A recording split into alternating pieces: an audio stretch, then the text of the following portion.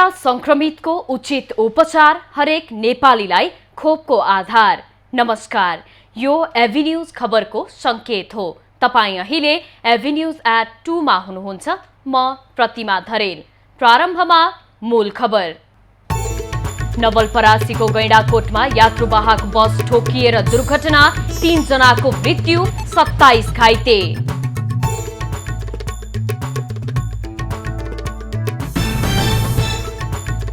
कोरोनाले बालबालिकाको पढाइ रोकिएकोमा राष्ट्रपति भण्डारीद्वारा चिन्ता व्यक्त। खोप उपलब्ध गराउन प्रयास भइरहेको प्रधानमन्त्री देउबाको भनाई। एमालेको नाराबाजीका बीच बजेट प्रतिस्थापन विधेयक बहुमतले स्वीकृत। संसद बैठक असोज 4 गतेसम्मका लागि स्थगित। असोज 4 गते सोमबार। तालिबानले महिला अधिकार सम्बन्धी प्रतिज्ञा उल्लङ्घन गरेको राष्ट्रसङ्घको आरोप। प्रतिशोधात्मक हत्या जारी राखेको भन्दै आलोचना। र त्रिदेशीय क्रिकेट श्रृङ्खलाको पहिलो खेलमा अमेरिकामाथि नेपालको 5 विकेटको सहज जित। आज ओमानसँग प्रतिस्पर्धा गर्दै।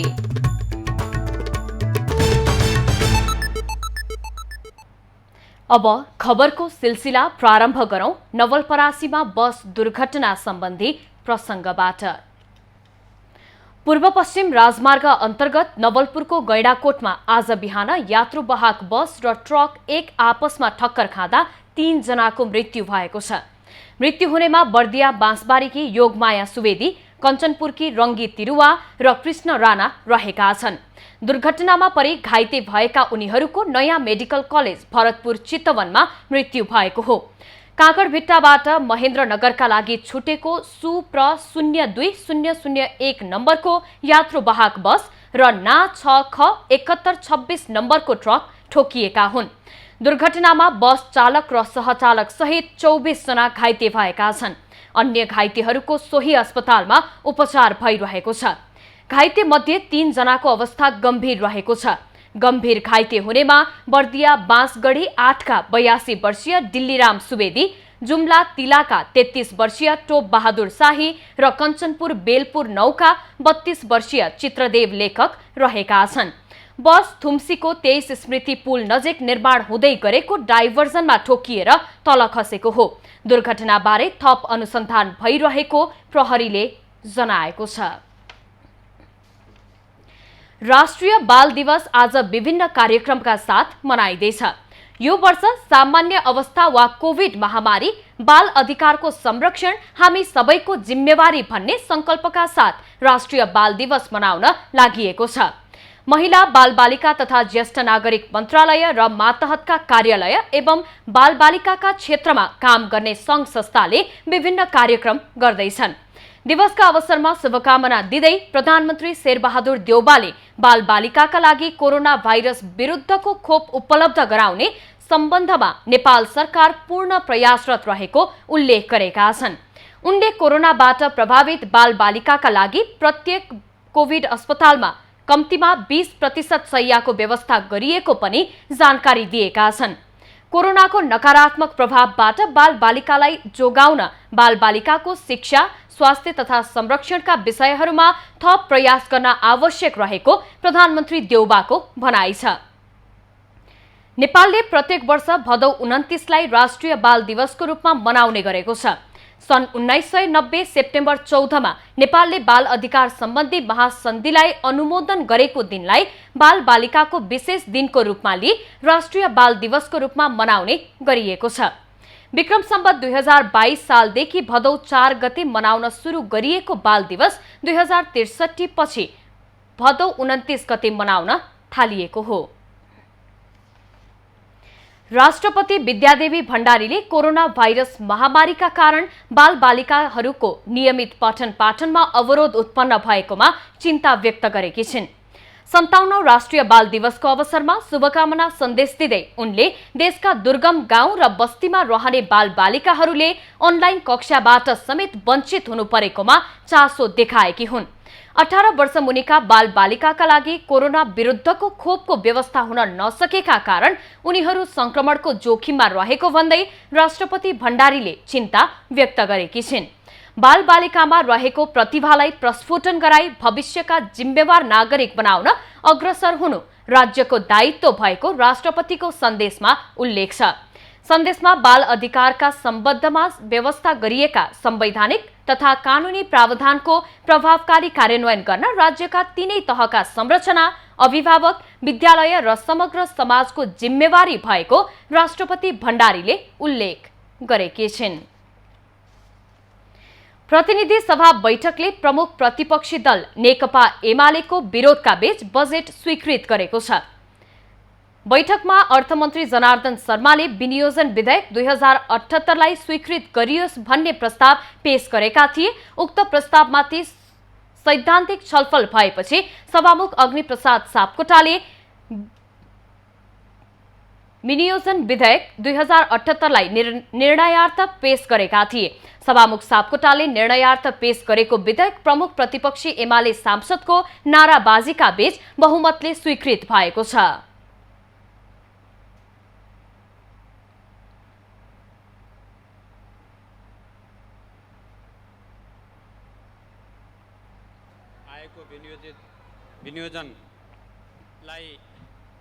सभामुख सापकोटाले अर्को बैठक आउँदो असोज 4 गते बिहान 11 बजे बस्ने गरी आजको बैठक स्थगित गरेका छन्।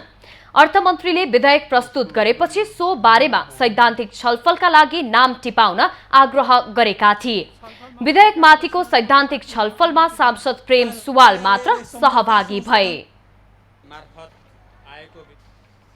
जनता समाजवादी पार्टीका संघीय अध्यक्ष डाक्टर बाबुराम भट्टराईले एमसीसी कार्यक्रम लागू गर्दा देशको सामाजिक र आर्थिक विकासमा टेवा पुग्ने बताएका छन्। सिन्धुली जिल्लाको सदरमुकाम सिन्धुलीमाडीमा आज आयोजित सञ्चारकर्मी संघको भेटघाटका क्रममा उनले एमसीसीले विकासमा टेवा पुग्ने बताएका हुन्। पूर्व प्रधानमन्त्री समेत रहेका भट्टराईले एमसीसीलाई संसदबाट अनुमोदन नगरी कार्यक्रम लागू गर्न सकिने समेत बताए। उनले नेपालको लक्ष्य विदेशी सहयोगहरूको विरोध गर्ने नभएको बताउँदै ठूला राजनैतिक दलहरूका बीचमा सहमति गराएर एमसीसी कार्यक्रम लागू गर्न सकिने दाबी समेत गरेका छन्। अधिवक्ता हर्क रावलले एमालेले सिफारिस गरेका 14 जना सांसदलाई सभामुख अग्नि सापकोटाले कारबाही गर्न नसक्ने दाबी गरेका छन्। अधिवक्ता रावलले सभामुख संसदको अभिभावक र संरक्षक भएकाले सांसदहरूको पद जोगाउने उनको पहिलो दायित्व भएको बताए। उसको प्राइम ड्युटी के हुन्छ भन्दा द मेम्बर अफ पार्लियामेन्टको लाइफ भन्छौँ हामी, त्यो टेनरलाई फिनिश गर्ने होइन कि त्यसको प्रोटेक्ट गर्ने उसको प्राइम ड्युटी। अग्निप्रसाद सापकोटा चाहिँ त्यो हाउसको गार्जियन हो, प्रोटेक्टर हो। अग्निप्रसाद सापकोटाको कर्तव्य हो त्यो हाउसको एक मेम्बरको जीवन बचाउने हो। बच्नै नसक्ने कानुनी आधार भयो भने बल्ल समाप्त गर्ने हो। अधिवक्ता रावलले एमालेले उठाएको विषय सर्वोच्च अदालतमा विचाराधीन भएकाले त्यही विषयलाई लिएर संसद अवरोध गर्नु गैर संवैधानिक र असंसदीय भएको टिप्पणी गरे। अब यो संसदमा उहाँले यो बहस गर्ने हो भने उहाँले सर्वोच्च अदालतमा मुद्दा हाल्नुहुन्थेन। किन हाल्नुभयो? सर्वोच्च अदालतमा मुद्दा हालिसक्नुभयो भने अब सर्वोच्च अदालतले बोल्न दिनु, संसदमा बहस गर्न यसरी नगर्नुहोस्। यो असंवैधानिक हुन्छ। हेर्नुहोस्, हामीले देख्ने हो। यो केपी ओलीले गरेको भए पनि हामीले विरोध गर्ने हो। यो माला नेपालले गर्नुभएको भए पनि हामी यसको विरोध गर्थ्यौँ। यो शेरबहादुरले गरे भए पनि हामी यसको विरोध गर्थ्यौँ। उनले देश चलाइसकेको र फेरि पनि देश चलाउने हैसियत राख्ने दलले मुलुकमा कुसंस्कारको विकास गर्नु दुःखद भएको बताए। नेकपा माओवादी केन्द्रले स्थायी समिति बैठक बोलाएको छ। दिउँसो 3 बजे पार्टी कार्यालय पेरिस डाँडामा बस्ने गरी बैठक बोलाएको माओवादी केन्द्रीय कार्यालयका सचिव श्रीराम ढकालले जानकारी दिए। सचिव ढकालका अनुसार बैठकको मुख्य एजेन्डा निर्वाचन नियमावली र निर्देशिका पारित गर्ने रहेको छ। माओवादी केन्द्रले आगामी पुसमा राष्ट्रिय सम्मेलन गर्ने यसअघि नै निर्णय गरिसकेको छ। सोही सम्मेलनलाई ध्यानमा राख्दै आवश्यक तयारी स्वरूप निर्वाचन नियमावली र निर्देशिकालाई अन्तिम रूप दिन लागिएको नेताहरूले बताएका छन्। सम्मेलनको तयारी स्वरूप माओवादीले देशभर 4 महिने संगठन विस्तार अभियान चलाउँदै आएको छ। साथै आजको बैठकमा सरकार विस्तार, संसदको अवरोध लगायतका समसामयिक विषयमा समेत छलफल हुने बताइएको छ। खोटाङको दिप्रुङ चुइचुम्मा गाउँपालिका 4 बतासे वारेमतुङका युवाले चन्दा उठाएरै खेल मैदान निर्माण गरेका छन्। स्थानीय तहले सहयोग नगरेपछि युवाहरूले आफ्नै पहलमा खेल मैदान बनाएका हुन्।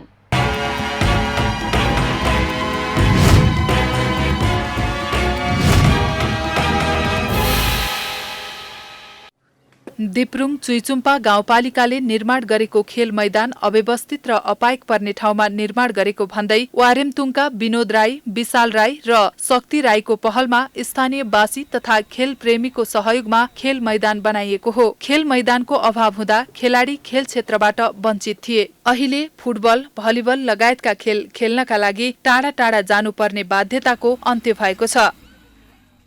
हामीले भने जस्तो ग्राउन्डमा खेल्नु नपाएर अब कालो ओह्रालो हाम्रो गाउँमा कालो ओह्रालो थियौँ। अहिले चाहिँ जब हामीले चाहिँ ग्राउन्ड बनाएर चाहिँ हामीले केही अभियान युवाहरूले अभियान चलाएर चाहिँ ग्राउन्ड बनायौँ। अहिले चाहिँ केही हामीले बनाइसकेपछि बाबत हामी युवाहरू सबै खुसीको साथले अहिले चाहिँ हामी खेल्न पारेका छौँ। सहयोगले हाम्रो अहिले तपाईँको 2 लाख समथिङ 2 लाखको हामीले ग्राउन्ड बनाउन सफल भयौँ। अनि तपाईँको अहिले हामीले 35/70 को हामीले ग्राउन्ड बनाउन सफल भयौँ।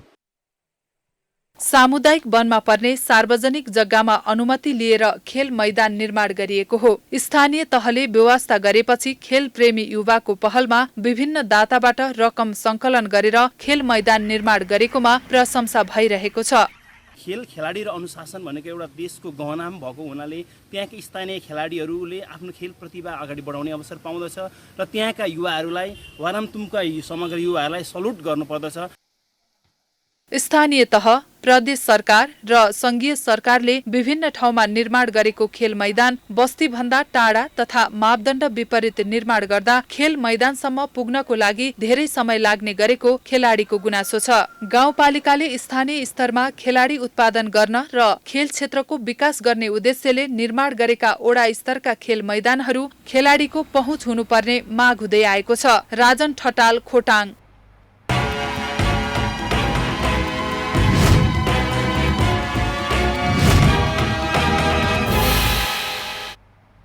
गुड एयरलाइन्सले नियमित उडान असोज 1 गतेबाट सुरुवात गर्ने भएको छ। 2वटा बेचक्राफ्ट र थप गरिएका 5वटा जेट स्ट्रिम सहित कुल 7वटा विमानबाट उडान सुरु गर्न लागेको कम्पनीले जनाएको छ।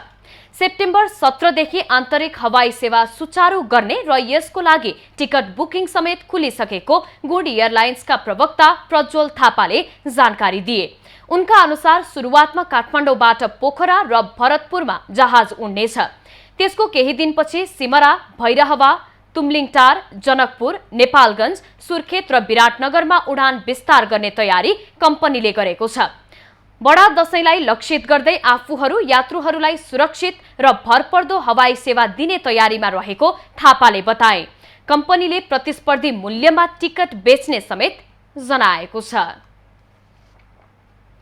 कोरोना त्रासका कारण वैशाखदेखि बन्द रहेका सुदूरपश्चिमका पहाडी जिल्लाका विद्यालय धमाधम सञ्चालनमा आउन लागेका छन्। कोरोनाको दोस्रो लहर कम हुँदै गएपछि विद्यालय भौतिक उपस्थितिमै सञ्चालन हुन थालेका हुन्। डोटीका विभिन्न ठाउँमा कोरोना महामारीका कारण महिनौसम्म बन्द रहेका विद्यालयहरू पुनः सञ्चालनमा आउन थालेका छन्। स्वास्थ्य मापदण्ड अपनाई भौतिक उपस्थितिमै विद्यालय धमाधम सञ्चालन हुन थालेका छन्। नयाँ शैक्षिक सत्र सुरु भएको केही महिनापछि विद्यालय जान पाउँदा विद्यार्थीहरू खुसी हुन थालेका छन्। हामीलाई एकदमै खुसी लागेको छ। हामीले घरमा पनि केही न केही शिक्षा त लिएकै हुन्छ, तर विद्यालयको जति हामीले साथीभाइहरूसँग अनि टिचरहरूसँग त्यो घरको जति हामीले घरको भन्दा बढी चाहिँ शिक्षा दिने गर्दछौँ स्कुलमा। स्वास्थ्य मापदण्ड अपनाएर विद्यालयहरू सञ्चालन हुन थालेका हुन्। शिक्षक, विद्यार्थी र कर्मचारीले अनिवार्य मास्क लगाउने र भौतिक दूरी कायम गर्ने व्यवस्था विद्यालयहरूमा गरिएको छ। भौतिक दूरी कार्यान्वयनका लागि कक्षामा समूह विभाजन गरिएको छ। अहिले विद्यार्थीको चापका आधारमा कक्षा कोठाहरू अत्यन्तै न्यून हुनाले हामीले कक्षा कोठा अनुसार विद्यार्थीहरूलाई बोलाउने भोलिदेखि नै हामी सिस्टममा क्लासहरू चलाउँछौँ। आज तपाईँले देखिहाल्नुभयो विद्यार्थी निकै भरिएको छ। कोरोना महामारीका कारण विद्यालय बन्द भएपछि विद्यार्थीको सिकाइ प्रणालीमा ठूलो असर परेको छ। विद्यालय खुलेपछि त्यसमा सुधार हुने अपेक्षा गरिएको छ। पास आउने भन्ने हामीले लक्ष्य लिएका छौँ। अहिले सँगसँगै 12 को पनि परीक्षा भएको हुनाले 11 बजेदेखि 10:30 ठ्याक्कै 10:30 बजेदेखि 12 को पनि परीक्षा सञ्चालन गर्नुपर्ने भएको हुनाले हामीले 2-3 चरणमा विद्यालय सञ्चालन गर्ने लक्ष्य लिएका छौँ। डोटीका अधिकांश विद्यालय कोरोनाको दोस्रो लहरसँगै वैशाख दोस्रो साता नै बन्द भएका थिए। केही समय यता संक्रमण घट्दै गएपछि स्थानीय तहको समन्वयमा सञ्चालनमा आएका हुन्। स्वास्थ्य सतर्कता अपनाउन नसके विद्यालय हुँदै संक्रमण समुदायमा पुग्ने भएकाले सचेत हुन जरुरी देखिएको छ। तेजु ओली, डोटी। संखुवा सभाको सदरमुकाम खाँदबारीदेखि सभाखोलासम्म 16 किलोमिटर सडक खण्ड पछिल्लो समय मृत्युको पासो जस्तै बनेको छ।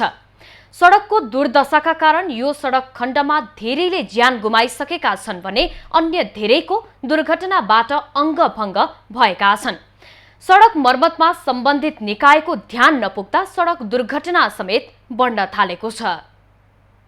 खाँदबारीदेखि सभाखोलासम्मको सडकमा धेरै दुर्घटना हुनुको मुख्य कारण सडकमा भएको खाल्टा खुल्टीहरू हुन्। 2068-69 मा पिच गरिएको उक्त सडक खण्ड गुणस्तरीय ढङ्गबाट मर्मत हुन नसक्दा सवारी दुर्घटना बढ्दै गएको छ। हाम्रो चाहिँ यो 3 चक्के भएकोले गर्दा यो अहिले हाम्रो व्यवसायमा चाहिँ धेरै असर पुगेको छ।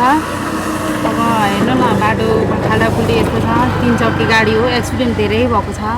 यातायात व्यवसायीहरू यो सडक खण्डमा सवारी साधन चलाउँदा सडकको बीचमा भएको खाल्टो तर्काउँदा अर्को सवारीसँग जुधिने डर त छँदैछ। साँघुरो सडकका कारण पनि उत्तिकै जोखिम पनि छ। एकदमै गाह्रो भएको अवस्था छ। तपाईँको चाहिँ खाल्डा खुल्डीहरू पनि धेरै ठुलो पहिला सानो सानो थियो, अहिले त ठुल्ठुलो गाडीहरू कुदेकोले गर्दा धेरै ठुल्ठुलो खाल्डाहरू पनि भएकोले गर्दा धेरै असर भइरहेको छ। सडक डिभिजन कार्यालयले 2077-78 मा रामचन्द्र निर्माण सेवालाई ठेक्का दिई सभाखोलादेखि 7 किलोमिटर खाँदबारीतर्फ सडक मर्मत गरिएको थियो। यो सडकको 7 किलोमिटर दूरीमा 34,61,000 खर्च गरेर मर्मत गरिए पनि सडकको हालत भने फेरिएको छैन। सभाखोलादेखि खाँदबारीतर्फ 7 किलोमिटर बाहेकका अन्य स्थानमा मर्मत पूरा नहुँदै पुनः सडक भत्किनुका साथै खाल्टो पर्न थालेको छ। 1-2 महिना अगाडिदेखि नै मर्मतको कार्यहरू ठेकदार मार्फत पनि भएको र अहिले हालसालै सडक डिभिजन कार्यालय तुमुटार मार्फत पनि काम भइरहेको देखिन्छ। तर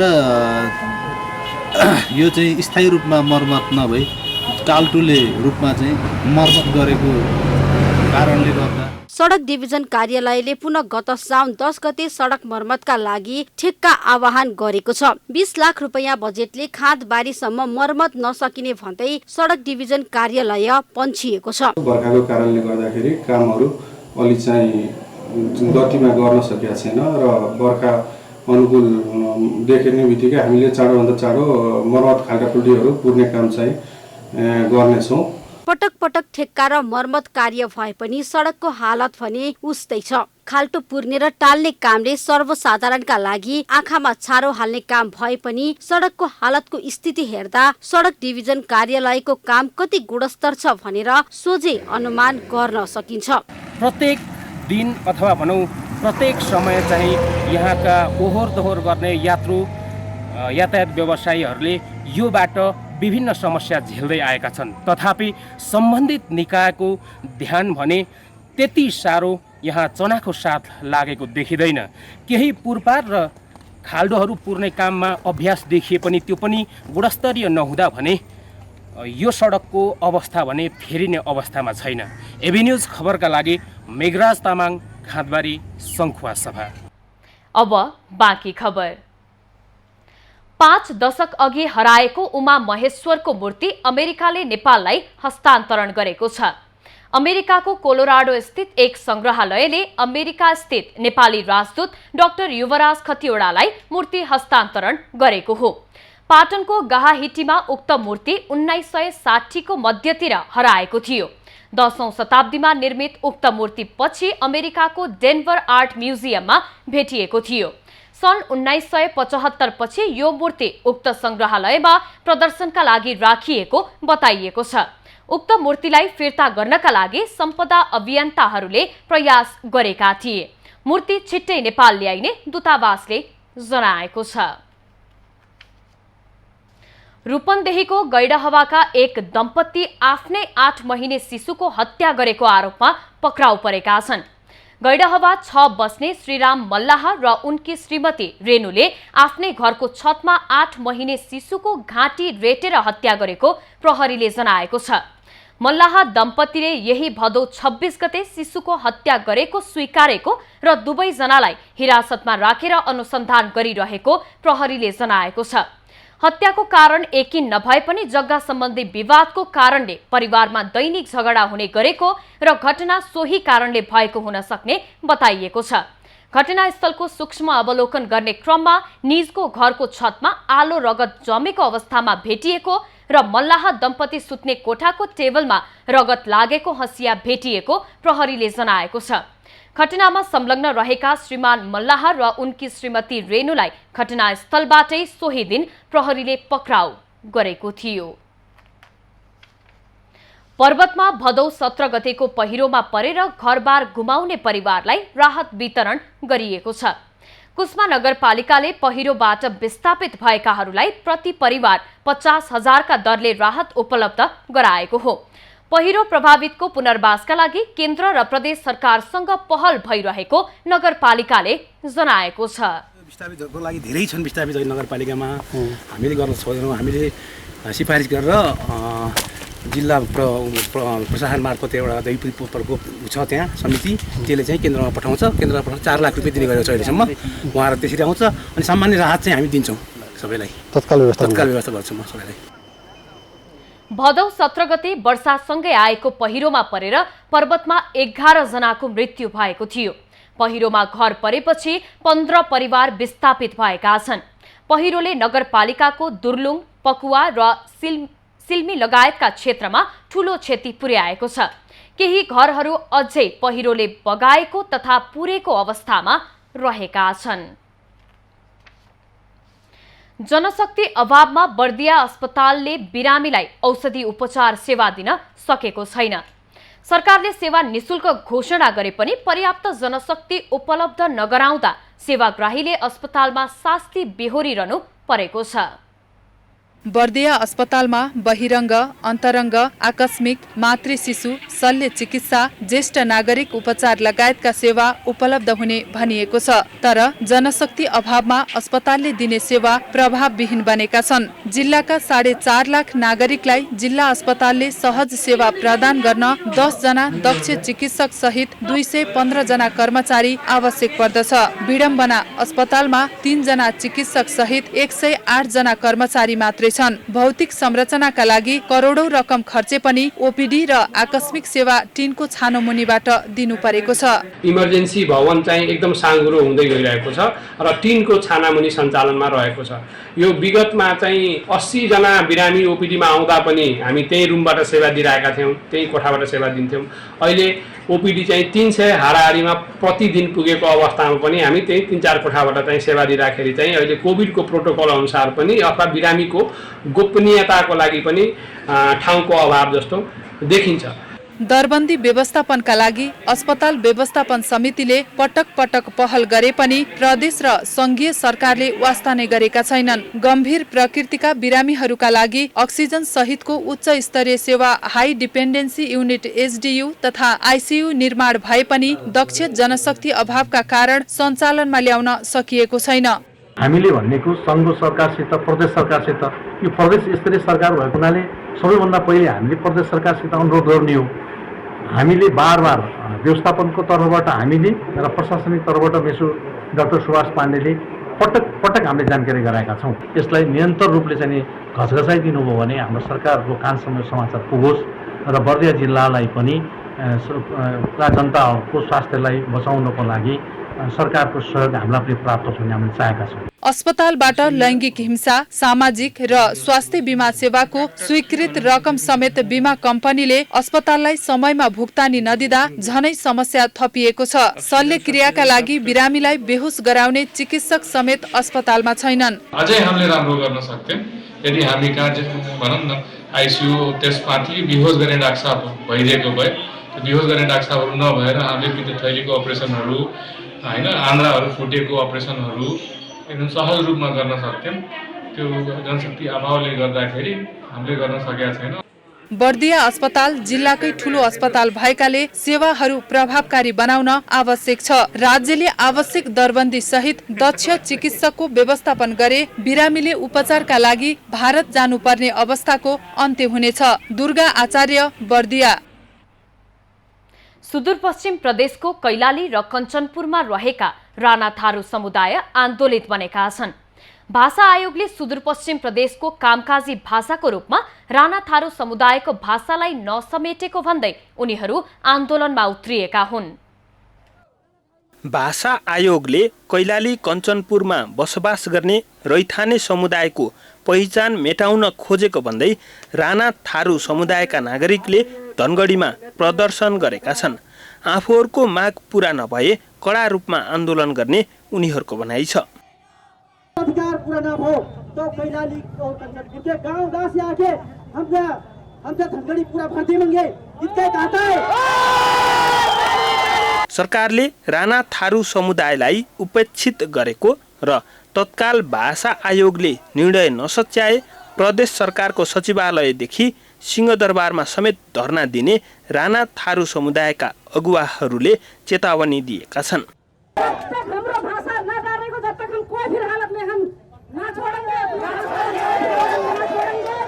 सरकार से हमारी चेतावनी है, सभी नेतन के पता है कैलाली कञ्चनपुर में राणा थारू है, 7 नंबर प्रदेश में राणा थारू है। एकदमै चाहिँ हामीले निन्दनीय रूपमा लिँदै घोर भर्त्सना गर्दै हामी हाम्रो मागलाई चाहिँ सम्बोधन गराउनका निमित्त, हाम्रो अधिकारलाई स्थापित गराउनका निमित्त हामी काठमाडौँसम्म हाम्रो आवाजलाई चाहिँ पुगाउन चाहन्छौँ। पूर्व मन्त्री नारद मुनि राणाले सरकारको ठाडो निर्देशनमा राणा थारू भाषालाई हटाइएको आरोप लगाए। उनले प्रधानमन्त्री देउवाले आफ्नो श्रीमती आर्जुलाई हराएको झोकमा राणा थारू भाषालाई हटाएको दाबी गरे। म सोध्न चाहन्छु, राणा थारू भाषालाई किन राजनीतिक प्रतिबन्धन हटाउनु भयो, हटाउने निर्देशन किन गर्नुभयो, के कारण गर्नुभयो, म त सोध्न चाहन्छु। हामी सोध्न चाहन्छौँ, तपाईँको श्रीमती यही क्षेत्रबाट चुनाव लड्दा हारिरहनु के हो, हामी सोध्न चाहन्छौँ। कैलाली र कञ्चनपुरमा राणा थारू समुदायले अरूको भाग माग्दैनौँ, आफ्नो भाग छोड्दैनौँ, राणा थारूको भाषा मास्न पाइँदैन जस्ता प्लेकार्ड प्रदर्शन गरी नाराबाजी गरेका थिए। पवन भण्डारी, धनगढी। सरकारले चालु आर्थिक वर्षमा मूल्य वृद्धि 6.5% सीमित गर्ने लक्ष्य लिएको छ। तर बजारको स्थिति भने त्यो भन्दा भिन्न छ। बजारलाई नियमन गर्ने मन्त्रालय नेतृत्वविहीन हुँदा बजारमा अनियन्त्रित मूल्य वृद्धि देखिएको छ। यही स्थिति कायमै रहे बजार अराजक बन्ने खतरा बढेको अर्थविदले टिप्पणी गरेका छन्। पछिल्लो समय दैनिक उपभोग्य वस्तुको मूल्य वृद्धि छोइ नसक्नु छ। उपभोक्ताको भान्सामा प्रयोग हुने तरकारी, दाल, गेडागुडी, तेल, चिनी, अन्डा लगायतका वस्तुको मूल्य आकाशिएको छ। तर पनि बजारमा मूल्य नियन्त्रणका लागि सरकारी स्तरबाट खासै पहल भएको देखिँदैन। खास गरी उद्योग वाणिज्य तथा आपूर्ति मन्त्रालयले यसमा काम गर्नुपर्ने हो। मन्त्रालय मातहतका विभागहरू सक्रिय हुनुपर्ने हो। तर मन्त्रालयमा मन्त्री नै नहुँदा यस्ता विभागहरू निष्क्रिय छन्। न त बजारमा अनुगमन छ, न त मूल्य नियन्त्रणका लागि कुनै पनि औजार एवं संयन्त्रको प्रयोग भएको छ। यसले बजारलाई अस्थिर मात्र बनाएको छैन, अराजक बन्ने सम्भावना पनि बढेको छ। जुन बेलामा सरकार कमजोर हुन्छ, सरकार हुँदैन, सरकारले आवश्यकता अनुसारको पर्फर्मेन्स पुरा गर्न सक्दैन, त्यस्तो बेलामा बजार अराजक भएर आउँछ। चाडपर्वको समय नजिकिएको छ। यो समयमा बजारमा कालो बजारी सलबलाउने र मूल्य वृद्धि अनियन्त्रित हुने सम्भावना हुन्छ। सरकारले चालु आर्थिक वर्षमा 6.5% मूल्य वृद्धि सीमित गर्ने लक्ष्य लिएको छ, तर बजारले भने सरकारको यो लक्ष्यलाई गिजाइरहेको छ। बजारलाई कसरी हेर्ने, अनुगमन मूल्याङ्कन कसरी अगाडि बढाउने भन्ने कुरो प्रश्न पनि छैन। त्यस्तो अवस्था भएको कारणले गर्दा बजार चाहिँ अलि अराजक भएर यो कार्टेलिङहरू बढ्दै गएको, सिन्डिकेट प्रणाली चाहिँ अलिकता बढ्दै गएको र उपभोक्ता ठगिएको। बजारलाई नियमन गर्न आवश्यक निर्णय लिनुपर्ने समयमा पनि सरकारको ध्यान जान नसक्नुले उपभोक्ता महँगीमा परिरहेका छन्। सरकारको उपस्थिति बजारमा नहुँदा अन्तर्राष्ट्रिय बजारलाई देखाएर उत्पादक तथा वितरकहरू आफू खुसी मूल्य तोकिरहेका छन्। तसर्थ बजार नियन्त्रणका लागि सरकारको उपस्थिति छिटो हुन आवश्यक छ। सृष्टि पराजुली, काठमाडौँ। सरकारले एमएस बिलेटको आयातमा अन्तःशुल्क बढाएको भन्दै फलाम उत्पादक व्यवसायी आन्दोलित भएका छन्। सरकारले चालु आर्थिक वर्षको प्रतिस्थापन विधेयक मार्फत अन्तःशुल्क बढाएको छ। यसले आफूहरू धाराशायी हुने भन्दै व्यवसायीहरूले आयात र बिक्री रोकेर विरोध जनाएका हुन्। नेपाल सरकारले प्रतिस्थापन विधेयक मार्फत ल्याएको संशोधन बजेटमा एमएस बिलेटको आयातमा अन्तःशुल्क बढाएको छ, जसका कारण फलाम उत्पादक व्यवसायीहरू आन्दोलित भएका छन्। उनीहरूले सोमबार पत्रकार सम्मेलन आयोजना गरी आयात र बिक्री वितरण रोकेर विरोध जनाएका हुन्। उनीहरूले एमएस बिलेट बनाउन प्रयोग हुने कच्चा पदार्थ स्पन्ज आइरनको आयातमा लाग्दै आएको 5% अन्तःशुल्क शून्यमा राख्दा सीमित व्यावसायिक घरानालाई मात्रै फाइदा पुग्ने र धेरै उद्योगहरू समस्यामा पर्ने बताए। यस्तो किसिमको लागि बढावा दिएर 24 वटा उद्योगलाई म त भन्छु असाइनेसन मार्ने बन्द गर्ने काम भएको छ। पत्रु पगालेर बनाइएको छडले नेपाल जस्तो भूकम्पीय जोखिम भएको देशमा दुर्घटना निम्तने भन्दै सबै सचेत हुन पनि व्यवसायीले आग्रह गरेका छन्। सरकारको यो निर्णयले 6 वटा उद्योगलाई मात्र फाइदा पुग्ने र बाँकी 24 वटा उद्योगमा नकारात्मक असर पर्ने उनीहरूको भनाइ छ। सरकारले निर्णय फिर्ता नलिँदासम्म बिक्री वितरण रोकिने व्यवसायीहरूले बताएका छन्। कर अन्तःशुल्कमा फरक आउँदाखेरि धेरै रेटमा चाहिँ फरक आउने भयो र यसले गर्दाखेरि जसले शुद्ध बिलेट आयात गरेर उत्पादन गर्दै आएका उद्योगहरूले बजारमा प्रतिस्पर्धा यहाँको स्वदेशी बिलेट अथवा इन्गटबाट बनाएका इन्गटबाट उत्पादन हुने डन्डीबाट चाहिँ प्रतिस्पर्धा गर्ने अवस्था नहुने, जसले गर्दाखेरि 24 वटा उद्योगहरू बन्द हुने अवस्था सृजना हुन सक्छ। सरकारले सम्बन्धित पक्षहरूसँग छलफल नै नगरी बारम्बार नीति परिवर्तन गर्दा लगानीमा अस्थिरता पैदा हुने र लगानीको वातावरण खलबलिने र औद्योगिकरणलाई प्रत्यक्ष असर पर्ने गुनासो उनीहरूको छ। स्टेक होल्डरसँग छलफल नगरिकन यो गरिदिँदाखेरि आज यसको परिणति भोलि चाहिँ नि थुप्रै उद्योगहरू बन्द हुँदैछ। 24 वटा उद्योग बन्द हुँदैछ। 6 वटा उद्योगलाई मात्र पोसाएर 24 वटा उद्योग बन्द भयो भने यसले त यो मुलुकमा त औद्योगिक वातावरण छ भन्न त सकिँदैन नि। सरकारले प्रतिस्थापन बजेट मार्फत पत्रुसँग मिसाउने स्पन्ज आइरनको भन्सार महसुलमा 0% भन्सार लाग्ने, तर आयातित बिलेटको भन्सार 4.75% लाग्ने र अन्तःशुल्क 1650 रुपियाँ प्रति मेट्रिक टनबाट वृद्धि गरी 2500 पुर्याएको छ। यस्तो व्यवस्थाले उपभोक्तालाई प्रति केजी 5 रुपियाँ महँगो पर्ने व्यवसायीहरूले बताएका छन्। उता सरकारले सार्वजनिक गरेको प्रतिस्थापन बजेटबारे अन्य उद्योगी व्यवसायीले भने सकारात्मक प्रतिक्रिया दिएका छन्। बजेटले आफूहरूको अधिकांश मागलाई सम्बोधन गरेको र आन्तरिक उत्पादनमा जोड दिएकाले स्वागत योग्य भएको बताएका हुन्। बजेट प्रतिस्थापन विधेयक साधारण खर्च घटाउने, पुँजीगत खर्च बढाउने र वैदेशिक ऋण घटाउने गरी आएको भन्दै उद्योगी व्यवसायीहरूले बजेटको स्वागत गरेका छन्।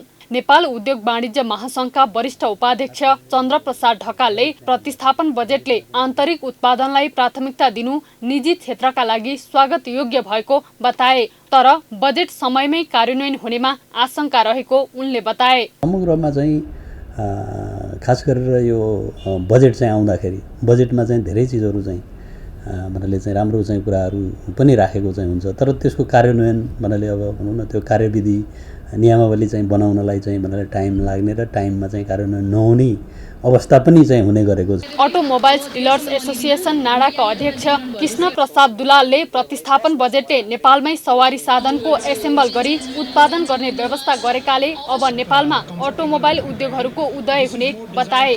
नेपालमै एसेम्बल भएका सवारी साधनको अन्त शुल्कमा 50% छुट दिने व्यवस्था स्वागत योग्य भएको उनले बताए। सरकारले जुन यो उद्योगको लागि गरेको कुरा चाहिँ यो अत्यन्त राम्रो कुरा हो भनेर हामीले चाहिँ शुभकामना र वास्तवमा भन्यो भने मन हृदयबाटै 10 वर्ष भयो हामीले यो चाहिँ मागेको 10 वर्ष अगाडिदेखि मागेको कुरा आज पुरा भएको छ। यस्तो अवस्थामा हामीले सरकारलाई साह्रै नै धन्यवाद दिनुपर्ने हुन्छ। होटल संघ नेपालका वरिष्ठ उपाध्यक्ष विनय शाहले प्रतिस्थापन विधेयकले ठूला लगानीलाई प्रोत्साहन गरेको उनले बताए। कोभिडबाट थला परेको व्यवसाय उठ्ने आशा जागेको शाहले बताए। हामीलाई दुःख छ, 21 महिनादेखि हाम्रो शून्यको अवस्थामा हाम्रो कारोबार छ। त्यो कसरी टिक्ने भन्ने अवस्थामा केही कुराहरू केही हुन्छ कि भन्ने एउटा आशा जगाएको छ। अब सबभन्दा समस्या विडम्बना नै भनौँ, अब समस्या भन्दा पनि के छ भन्दाखेरि लागू हुने एकदमै कम छ। उद्योगी व्यवसायीले बजेटमा राम्रा कार्यक्रमहरू समेटिएको तर यसको कार्यान्वयनको पाटोमा अझै पनि आशंका रहेको भन्दै सरकारको ध्यानाकर्षण समेत गराएका छन्। ग्रामीण भेगमा इन्टरनेटको पहुँच सबै स्थानमा नहुँदा खोटाङको हलेसी तुवाचुङ नगरपालिका 10 अर्खौले नवलपुर सिम्लेका एक विद्यार्थी अनलाइन कक्षा लिन रुखमा डेरा बनाएर बसेका छन्।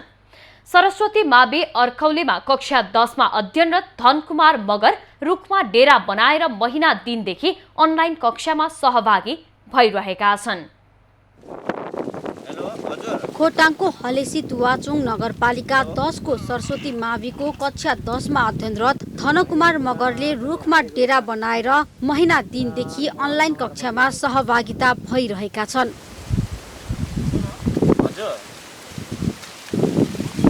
हजुर सर, अहिले बुझिरहेको छ। अर्खौले नवरपुर समले घर भएका मगरले गाउँमा नेपाल टेलिकमको डाटा कनेक्सन नहुने भएपछि सबैभन्दा ठुलो डाँडामा रुखको टुप्पोमा डेरा बनाएर अनलाइन कक्षामा सहभागी भएका हुन्। मैले विकल्प सोचेँ, आज एक दिन चाहिँ म नेटै खोजिन्छु, जहाँ राम्रो नेट भेटाइन्छ त्यहीँ म एउटा डेरा बनाएर पढ्छु भन्ने मेरो उद्देश्य आयो। अनि त्यसपछि म यो माथि डाँडासम्म पुगेँ, यो माथिल्लो डाँडासम्म, त्यता पनि एकछिन आउने अनि गइहाल्ने। अनि फेरि यो पल्लो गैरीतिर गएँ, यता नेटवर्क भएकोले राम्ररी टिप चलाएँ, त्यता पनि राम्ररी दिएन। अनि यताबाट घुमेर म यो डाँडामा आएर यो फेदमै बसेँ शीतलमा, कस्तो चल्दो रहेछ यहाँ भनेर खोजिदिए। पढाइप्रति मगरले देखाएको लगाव र इच्छा शक्तिको जिल्लाभरि उच्च प्रशंसा भइरहेको छ। कक्षामा दोस्रो स्थानमा रहेका धनकुमारले पढ्नका लागि नेपाल टेलिकमको डाटा कनेक्ट हुने ठाउँ खोजेर रुखमै डेरा बनाएकोमा आफूले गर्व महसुस गराएको सरस्वती मावि अर्खौलेका निमित्त प्राध्यापक नवीन चामलिङले बताए। टहरा निर्माण गर्नको निमित्त, बस्ने टाढ निर्माण गर्नको निमित्त केही समय लागेको, केही दिन समय लागेको हुनाले म अहिले पछिबाट मात्र जोडिन आएको हुँ भनिसकेपछि म आफै त्यो कुरा सुनेर शरीरै जिरिङ्ग भयो। ओहो, भाइले कस्तो दुःख गरेर कत्रो मेहनत गरेर यो पढ्ने इच्छालाई चाहिँ भाइले पुरा गर्ने, पढ्ने इच्छालाई चाहिँ उनको त्यो इच्छा शक्ति देखेर हामीलाई पनि थप सिकाउनको निमित्त एउटा खालको झन ऊर्जा मिलेको अनुभूति भइरहेको छ। सरस्वती माविमा कक्षा 6 देखि कक्षा 10 सम्मको पठन पाठन अनलाइन माध्यमबाट सञ्चालन भइरहेको छ। यो मैले पढ्नुपर्ने सर? गरिबी निवारणमा सहयोग पुर्याउने। आगामी असोज 3 गतेदेखि भने भौतिक उपस्थितिमै पठन पाठन सुरु गर्न फलेसी तुवाचुङ नगरपालिकाले सूचना जारी गरिसकेको छ। अब पालो एभिन्यूज एट स्पोर्ट्सको।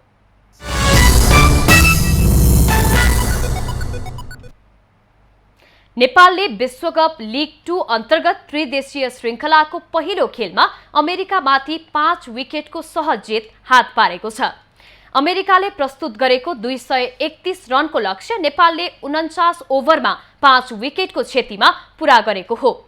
नेपालका लागि कुशल भुर्तेलले 84, रोहित कुमार पौडेलले अभिजित 62, विनोद भण्डारीले 37, आसिफ शेखले 23 र कप्तान ज्ञानेन्द्र मल्लले 17 रनको योगदान गरे।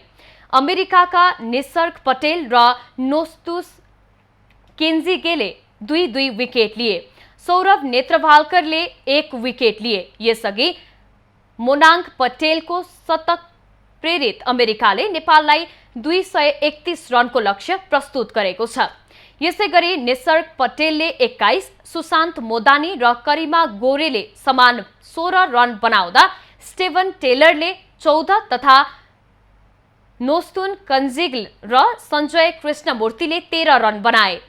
जसकरण मल्होत्राले 11 रन बनाए। नेपालको बलिङमा सन्दीप लामिछाने, सुसन भारी र विक्रम सोबले समान 2 विकेट लिए।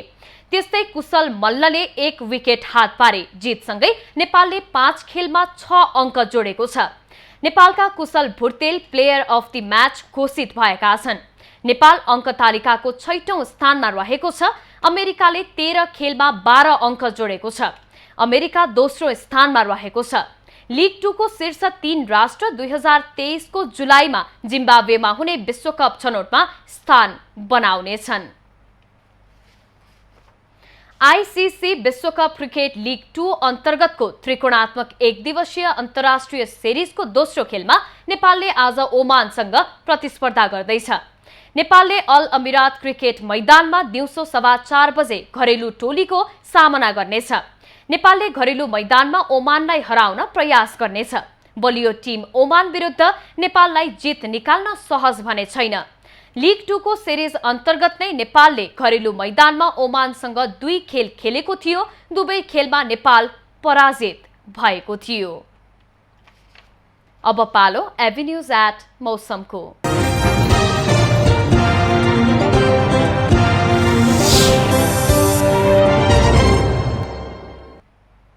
हाल देशभर सामान्यदेखि आंशिक बदली रही केही स्थानमा वर्षा भइरहेको छ। अपराह्नपछि सामान्य बदली रही धेरै स्थानमा मेघ गर्जन र चट्याङ सहित हल्कादेखि मध्यम वर्षाको सम्भावना रहेको जल तथा मौसम पूर्वानुमान महाशाखाले जनाएको छ। काठमाडौँ उपत्यकाको आजको अधिकतम तापक्रम 31 डिग्री सेल्सियस र न्यूनतम तापक्रम 20 डिग्री सेल्सियस बीच रहने अनुमान छ। आज सूर्योदय बिहान 5:48 भयो भने सूर्यास्त साँझ 6:09 हुनेछ। आज देशभरको मौसम कस्तो रहला त हेरौं देशका विभिन्न स्थानको अनुमानित मौसमी अवस्था।